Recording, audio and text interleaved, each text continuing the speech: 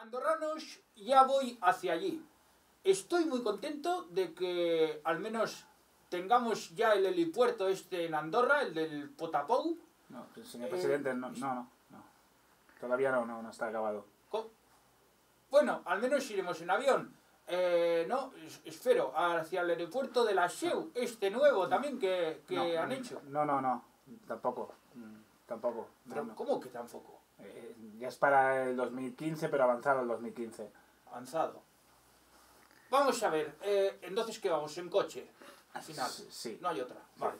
Bueno, vamos a ir al menos al casino por la noche, porque a echar unas fichas. No, lo siento, tampoco. No está acabada. La ley está aprobada, pero no, todavía no está acabada. Pero, maldita sea. Bueno, al menos iremos en el metro aéreo, andaremos una vuelta con el Camp de Govern. Tampoco, no. El metro aéreo tampoco está. No está. Vale, muy bien. Bueno, los euros andorranos, la verdad es que tengo ganas de tocarlos, ¿no? Porque seguro que me han guardado una colección. Sí, es solo por persona y residente, si no es muy bien, vamos. Bueno, al menos me recibirá el Camp de Govern, ¿no? ¿Cómo se llama este? Señor Martí Petit.